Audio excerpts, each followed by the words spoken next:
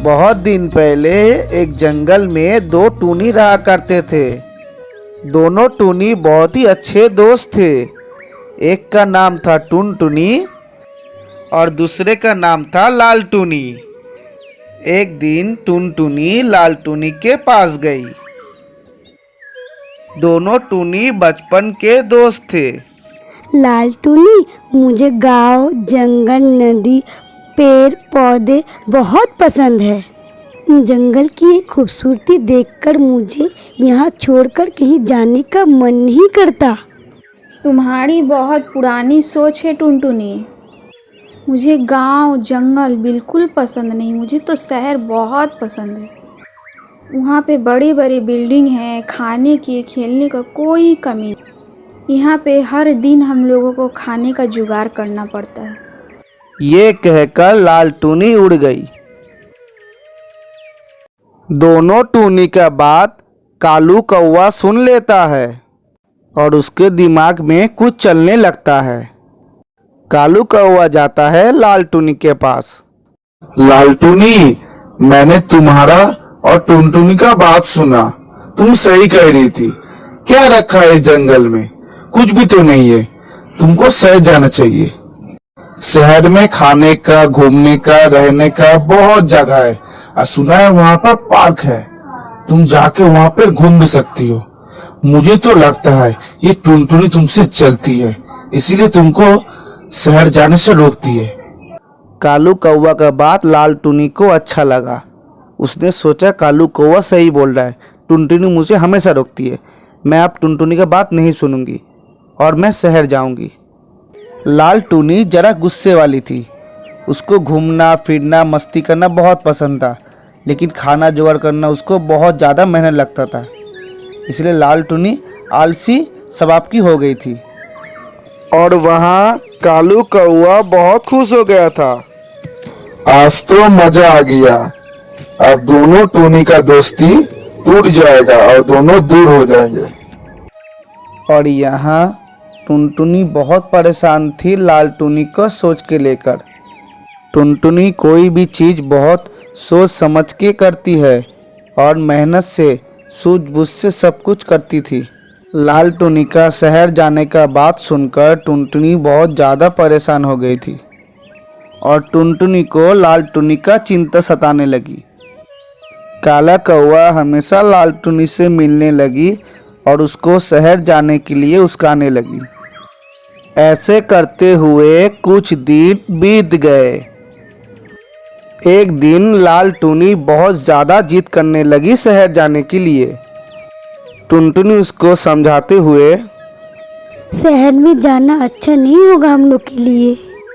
वहाँ पे हम लोग किसी को नहीं जानते।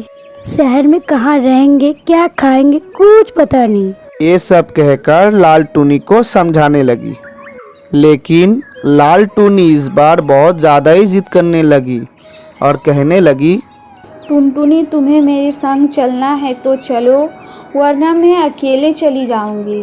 टुनटुनी लाल टूनी को बहुत समझाती है, लेकिन इस बार लाल टूनी के जिद के सामने टुनटुनी को झुकना पड़ता है। दोनों टूनी शहर की ओर जाने लगी। शहर बहुत ज़्यादा ही दूर था। पूरा एक दिन उड़ने के बाद दोनों टूनी शहर में चली आई। शहर में आके लाल टूनी का खुशी का ठिकाना ही नहीं रहा। ऐसा लग रहा था जीवन का हर खुशी मिल गया। चारों तरफ बड़ी बड़ी इमारत, दुकान, हर तरफ लाइटिंग देखकर झूमने लगी, फिरने लगी। रात हो जाने के लिए दोनों टूनी एक बिल्डिंग में बैठकर रात बिताई। ऐसे करते करते कई महीने बीत गए।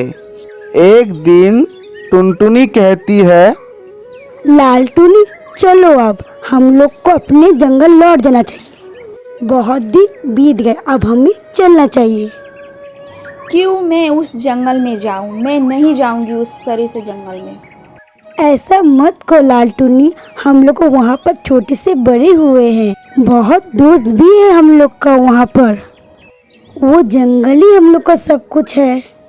टुनटुनी ने लाल टुनी को समझाने लगी। लाल टुनी टुनटुनी की बात नहीं मान रही थी। फिर भी टुनटुनी ने लाल टुनी की बात नहीं सुनी और उसको लेके अपने गांव और जंगल में चली गई। अपने गांव और जंगल लौटकर टुनटुनी खुश हो गई थी, लेकिन वहाँ पे लाल टुनी को बहुत ज़्यादा ही गुस्सा आ रहा था। लाल टुनी का मन नहीं था वापस आने का, टुनटुनी का जिद से आई थी, लेकिन अब लाल टुनी सोच ली कि वो यहाँ नहीं रह सकती और अकेला ही सर की ओर चलने लगी। थोड़ी ही दूर चलने के बाद उसे कालू कौवा मिला। लाल टुनी ने कालू कौवा को शहर की पूरी बात बता दी कि वो वहाँ कितनी खुश थी। ये सुनकर कालू कौवा सोचने लगा, मुझे भी शहर जाना चाहिए। ये कहकर लाल टूनी और कालू कौवा शहर चले गए। शहर में आके कालू कौवा बहुत खुश हो गया। चारों तरफ बड़ी बड़ी इमारत, दुकान। कालू कौवा ने शहर पहले नहीं देखा था, इसीलिए इसको बहुत अच्छा लगने लगा। और वहाँ जंगल में हर कोई लाल टूनी को ढूंढने लगा। फिर याद आया लाल टूनी जंगल में नहीं रहना चाहती थी, शायद वो शहर चली गई। शहर में लाल टूनी और कालू कौवा मज़े से दिन बिताने लगे और वहाँ उनका दोस्त भी बन गया था, पिंकी और उसका पति, और वो लोग बहुत खुश भी थे। ऐसा करते हुए कुछ दिन बीत गए। एक बार शहर का तापमान बढ़ने लगा। सारा शहर में ग्लोबल वार्मिंग फैल रहा था। ग्लोबल वार्मिंग की वजह से पक्षियों को सांस लेना मुश्किल हो रहा था। लाल टूनी और कालू कौवा भी इसके चपेट में आ रहे थे। धीरे धीरे पक्षियाँ शहर छोड़ने लगी। शहर में पक्षियों के संख्या कमने लगे और हाहाकार मच गया। लाल टूनी का सहेली का पति भी बीमार हो चुका था।